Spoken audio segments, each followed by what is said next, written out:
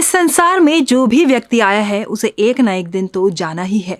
ऐसे ही जब एक व्यक्ति की मृत्यु होती है तो उसके बाद उसे एक नया जीवन भी मिलता है, मगर आपको इस बात का अंदाजा ही नहीं होता कि आप अपने अगले जन्म में किस योनि में जन्म लेंगे। आज की इस वीडियो में हम आपको यही बताएंगे कि आप ये कैसे जान सकते हैं कि अगले जन्म में आपका किस योनि में जन्म होगा। गरुड़ पुराण के अनुसार आपके कुछ कर्म ये तय करते हैं कि आप अगले जन्म में किस योनि में जन्म लेंगे या फिर भूत योनि में जन्म लेंगे।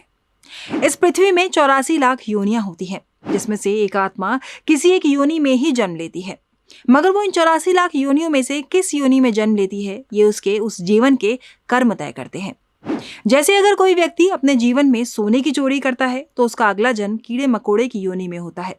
वहीं अगर कोई व्यक्ति चांदी की चोरी करता है तो वो अपने अगले जन्म में कबूतर की योनि में जन्म लेता है। इसके बाद जो व्यक्ति दूसरों की बीवियों पर बुरी नजर रखता है और अगर वो दूसरे की बीवी के साथ संबंध बनाता है तो उसे सबसे पहले तो नर्क की प्राप्ति होती है, और उसके बाद जब उसका अगला जन्म होता है तो सबसे पहले वो भेड़िए के रूप में जन्म लेता है, फिर कुत्ते के रूप में, फिर गिद्ध के रूप में, इसके बाद शियार, सांप, कौवा और आखिर में बगुले की योनि में जन्म लेता है।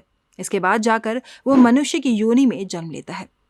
वहीं जो लोग अपने इष्ट देवताओं और पितरों को संतुष्ट किए बिना ही मृत्यु को प्राप्त हो जाते हैं, उन लोगों को अगले 100 सालों तक कौवे की योनि में जीना पड़ता है। इसके बाद वो मुर्गे की योनि में जन्म लेता है और आखिर में 1 महीने के लिए सांप की योनि में जन्म लेता है। फिर जाकर वो मनुष्य की योनि में फिर से जन्म लेता है। इसके बाद उन लोगों की बात करते हैं जो लोग स्त्रियों का सम्मान नहीं करते और उनके साथ बदसलूकी करते हैं। ऐसा करने वाले आदमियों को मरने के बाद सबसे पहले भेड़िए की योनि प्राप्त होती है, फिर कुत्ते की, इसके बाद सियार, गिद्ध, सांप, कौवा और फिर वो बगुला बनता है। इन सब योनियों को भोगने के बाद उसे मनुष्य योनि की प्राप्ति होती है। अब बात करते हैं उनकी जो अपने बड़े भाई का अपमान करते हैं और उनका कभी आदर नहीं करते।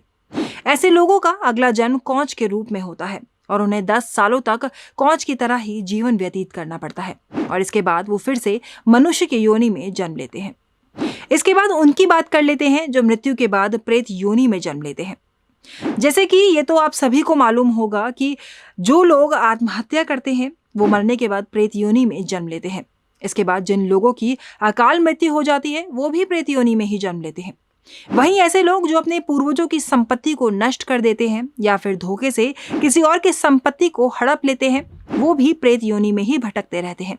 इसलिए कहा जाता है कि हमें अपने जीवन में अच्छे कर्म करने चाहिए और सभी के साथ अच्छा व्यवहार करना चाहिए, ताकि अगले जन्म में हमें मनुष्य की योनि प्राप्त हो और हमारा अगला जन्म सुखमय हो।